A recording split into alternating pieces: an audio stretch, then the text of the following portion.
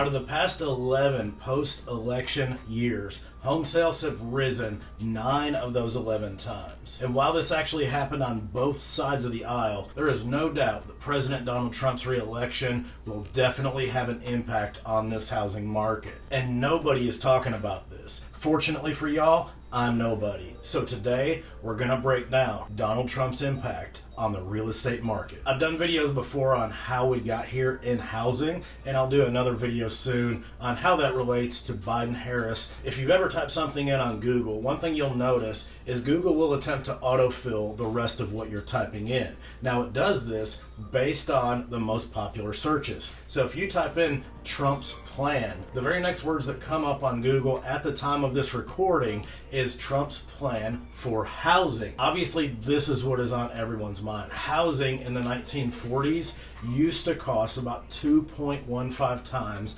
the national average salary. So if a man made about $1,400 a year back then that would equate to nearly $3,000 for a home. However, today the cost of a home is over 5 times greater than the national salary. And that, coupled with these 7% rates, have made things very unaffordable. Some real estate agents will point out that, well, interest rates have been around this historically, so this is nothing new, and they act like it's not a big deal. The problem with that logic is 7% on $80,000 is a lot different than 7% on $400,000 or $500,000. You're talking about a massive chunk of change that's hard for most folks to come up with on a monthly basis. So we need some emergency relief, and today we're going to get into Trump's plan for that. Now, whether or not you believe that this plan will come to fruition, well, that'll come in due time, and we will see how this unfolds. What I can say is the difference in what Donald Trump has for us in the future and what Joe Biden had,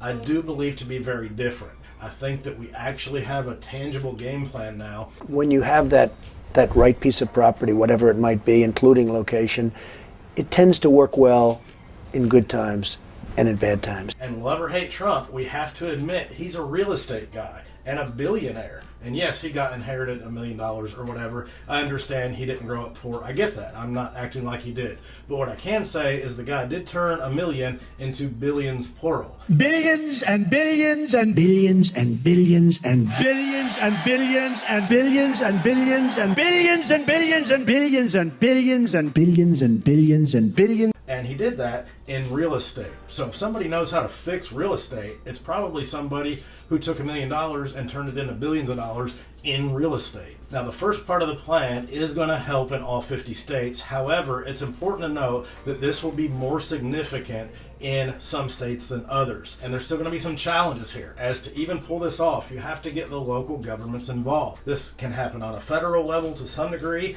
but you got to have state, county, everybody involved, cities involved, down to the lowest level of government. And that would be cutting the red tape and the regulations on housing. This makes up a significant portion of housing costs. How much does it make up? You'd actually be shocked. So when it comes to getting all the permits, dealing with all the zoning, and builders making sure that they are in compliance fully with local, state, and federal government regulations, the average cost to be in compliance with all the current regulations within all levels of government is about $90,000 for each home that is built. Keep in mind, an average new build home is just over $400,000. So we're talking about nearly 25%, about 20% of the actual cost of the home is tied up just in zoning, government regulations, and all that stuff that builders have to deal with. But we have to keep in mind that you still have to pay everybody to do all of the work required for the home, from roofers, drywall hangers, and so on. You have to pay all those plumbers and everybody involved,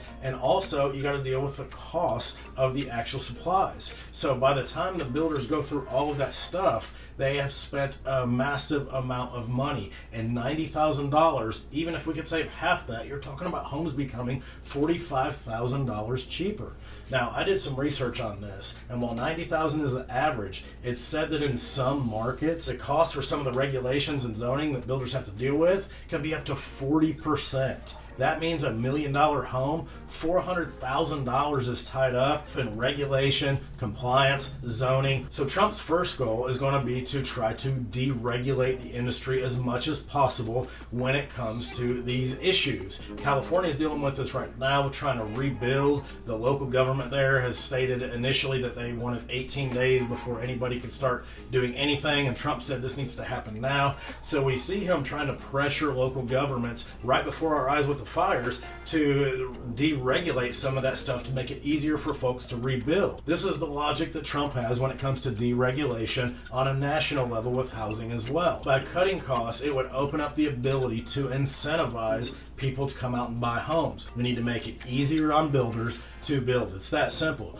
It's estimated that there are about still 4 million homes needed to get housing where we need to be on inventory. So anytime that inventory dips below 6 months, you get into what would be known as a seller's market because you have a scarcity of homes. However, when you creep over 6 months worth of inventory, you then go into a buyer's market as you have an abundance of homes. So the easiest way to get prices down on homes or make it where homes can be more affordable is to have more of them. So because we've had such a shortage of homes for such a long period of time, it's caused the appreciation on homes to skyrocket to levels that were simply unheard of. We've never seen appreciation happen on the level of 15 and whatever percent per year. Enough on that though. We'll go ahead and move to point 2, which is Trump's plan to pressure the Fed to drop the interest rates. There's no doubt that we got to get the interest rate down. We got to get below that 7%, which we're stuck at for the past year. It seems like it rose to about 7.25%.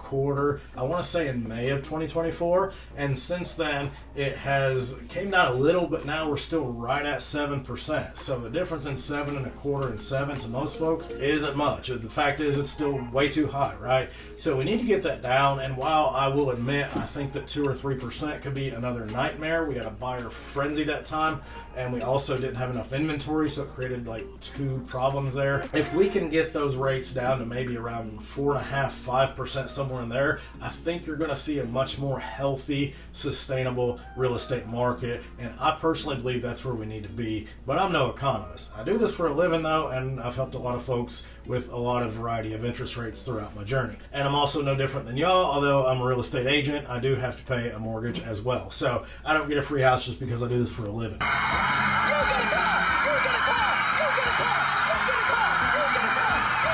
So if Trump can get Jerome Powell on board with dropping these interest rates, that will really help the average buyer out, as then they have more purchasing power. As rates go down, the total purchasing power you have then goes up, of course, meaning you can get more home for the same mortgage payment. Another thing we're hearing is a lot on tariffs. Now, you hear a bunch in the media about the potential bad for tariffs, and I'm not going to get into that fully. I'm just going to talk about the potential benefit. Now, what will happen? We'll find out. I can't predict the future. I'm not God. I don't know what's going to happen 2 years from now.